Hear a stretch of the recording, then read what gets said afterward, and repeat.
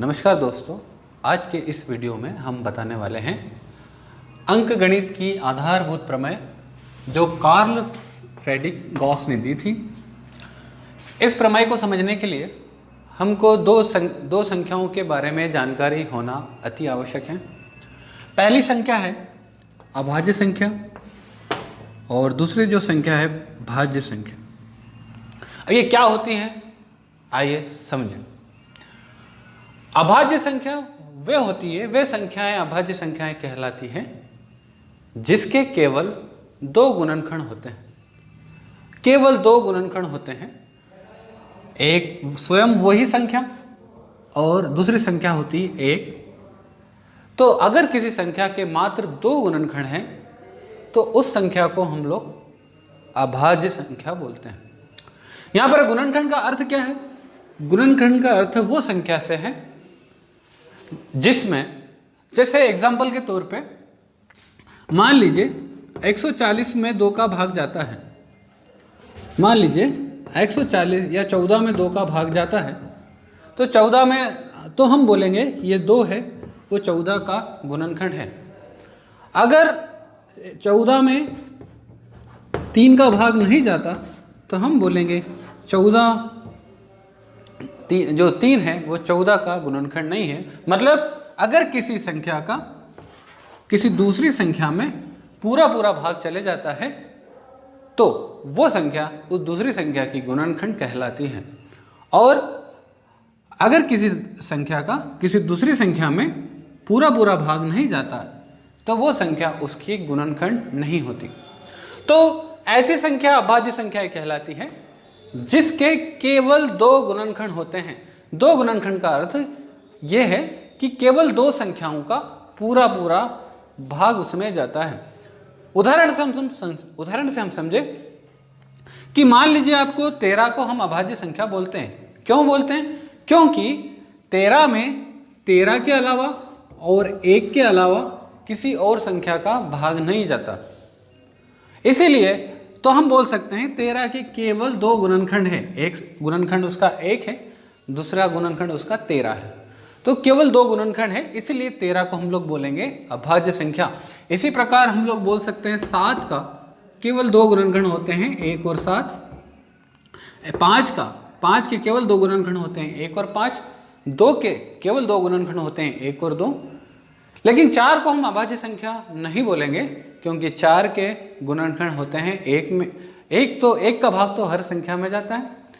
और 4 के गुणनखंड हम देखें, 4 बराबर 1 2 4। तो 4 में 1 का भाग भी जाता है, 2 का भाग भी जाता है, 4 का भाग भी जाता है। तो कुल मिला के इसके 3 गुणनखंड हो गए। तो इस संख्या को हम लोग अभाज्य संख्या नहीं बोलेंगे, इसको बोलेंगे भाज्य संख्या। तो भाज्य संख्या वो संख्या होती है जिसके 2 से ज़्यादा गुणनखंड होते हैं, या हम यूँ कह लें कि स्वयं और 1 के अलावा कोई अन्य गुणनखंड भी उसका हो तो हम उसको बोलते हैं भाज्य संख्या।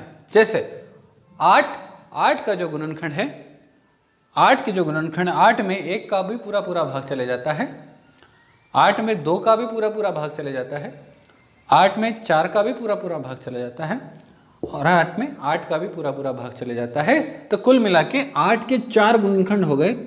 एक गुणनखंड 1 है, दूसरा 2, तीसरा 4 और चौथा 8। तो मतलब 8 के गुणनखंड की जो संख्या है वो 2 से ज़्यादा हो गई। 2 से ज़्यादा हो गई, 1 2 3 4। 2 से ज़्यादा अगर किसी संख्या के गुणनखंड हो तो उस संख्या को हम लोग बोलते हैं भाज्य संख्या। और केवल 2 गुणनखंड हो उसके तो हम उसको बोलते हैं अभाज्य संख्या। अब इसी दो संख्याओं के ऊपर एक प्रमेय आधारित है, जिस प्रमेय को हम लोग बोलते हैं अंकगणित की आधारभूत प्रमेय। जिस प्रमेय को बोला जाता है अंकगणित की आधारभूत प्रमेय, जो कार्ल फ्रेडरिक गॉस ने दी थी।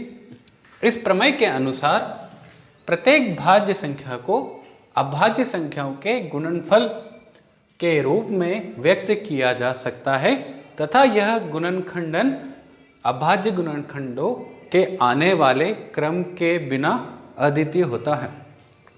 इसका अर्थ ये होता है कि ये एक अभाज्य संख्या है, मान लीजिए आपके सामने 140 है। अब ये एक अभाज्य संख्या, ये भाज्य संख्या है 140। आप इसको अभाज्य संख्याओं के गुणनखंड के रूप में लिख सकते हैं। आप देखिए इधर वाली जो ये संख्या है भाज्य संख्या है और इधर वाली जो संख्याएं हैं वो अभाज्य संख्या है। तो इस भाज्य संख्या को अभाज्य संख्या के गुणे के रूप में हम लिख सकते हैं।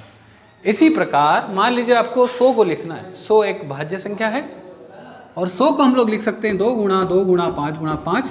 तो ये सारी जितनी भी संख्या हैं जो इस तरफ लिखी हुई है ये है अभाज्य संख्या और ये वाली जो संख्या है ये है भाज्य संख्या।